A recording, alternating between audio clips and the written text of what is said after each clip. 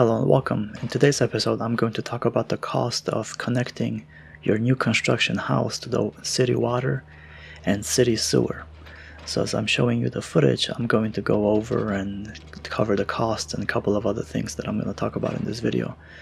So here, what I'm about to point to is the sewer connection. That's where the main sewer comes out of the house. And the trench that you see here is going to be the water. So the water connection, as I'm walking up to the water meter, was $1,500, and that includes that water meter. So the city comes out and installs that. Not much, it's not pretty to look at, but that's basically what it is. And the pipe, what you saw sticking out, is the sewer. Here is the secondary disconnect for the water in case of emergency. So you have one disconnect on the main line coming from that water meter. And then you're going to have one here on the side of the house. That's a secondary precaution, basically. There's going to be a cover on that as well. The sewer connection was $2,250, by the way. And that includes, basically the sewer is installed at the road, and then it is our responsibility to connect to the water and then to connect to the sewer as well. So that's how that works. So see, this is how it looks when it comes out the house. So it's just buried in the ground, and then it is our responsibility to run a pipe from the house to the main sewer line and connect everything. So that's how that is.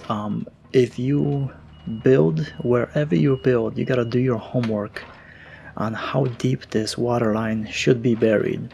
So this is very crucial and important, that different areas will have different codes and rules for this, because it all depends on what the weather is, and this is pretty much construction in a nutshell. And by the way, look at this guy, he's like an artist. Look how smooth that is and how he's gentle with that thing. But if you live up north, you're going to have to go deeper than I am here, because here down south we don't have to worry about the frost lines like you have to worry about that in colder climates. For example, you got New York, or you got Minnesota or Chicago, anything up north where it gets quite cold. So here it's a completely different story.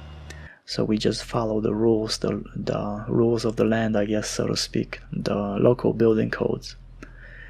So that's how that looks.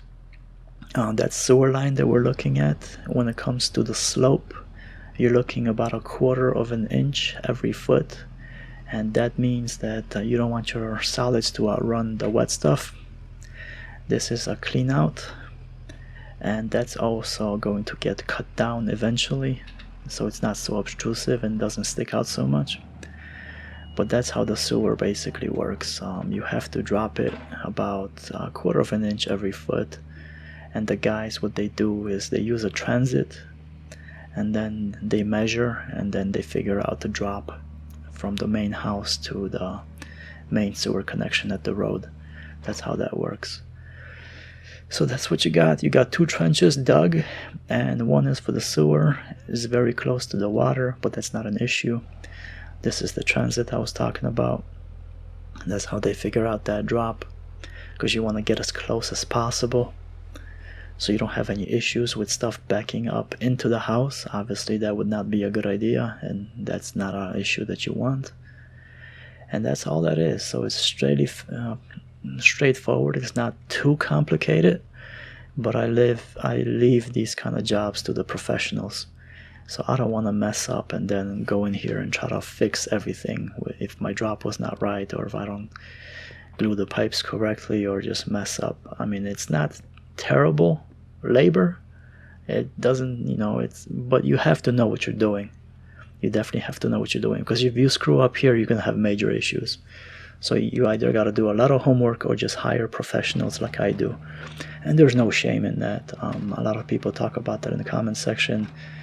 It just depends. It all depends what you're trying to accomplish. If you're trying to build a budget house, there's certain things you can do by yourself, and certain things you can leave for professionals, people that have done it a lot more times than you have. And there's absolutely nothing wrong with that. So don't let anybody tell you otherwise. If like foundation wise, there's not something I would want to do. and water and sewer. I just want to make sure things get done correctly so I don't have issues later and I have to go to my customers and do warranty work because things keep breaking all the time. And by doing this way, when you hire licensed professionals, you rarely have problems. I really don't have really issues. Once in a while something comes up, but it's so minor it can be fixed in minutes, but nothing major, thank God. Knock on wood.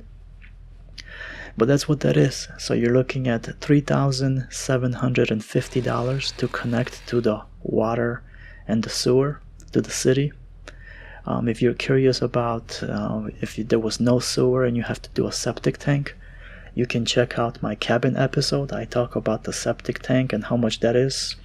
When I did the cabin, and even though it was a 1-bedroom cabin, I still put in a 2-bedroom septic tank.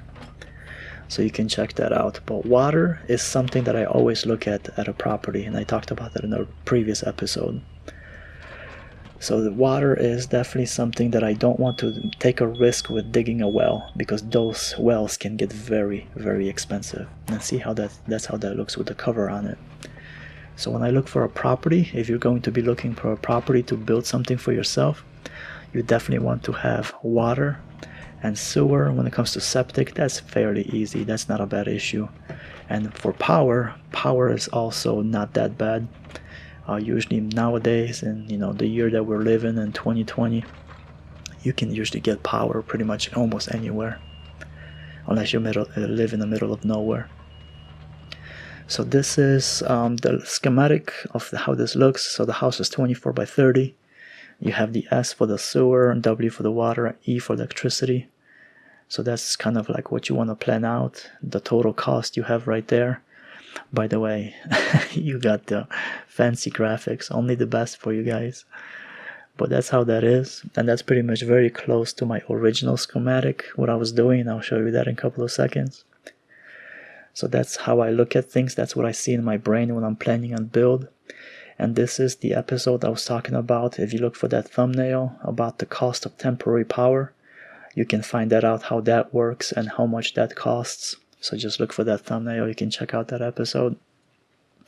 And then this was here, my original schematic. It gets a little bit more complicated because in that episode that I just showed you, that thumbnail, I talk about the setback. I talk about the size of the lot, the view of the mountains, and then obviously the utility connections. And you can see my schematic right there that I came up with, just how things were going to be. Even the driveway is in there.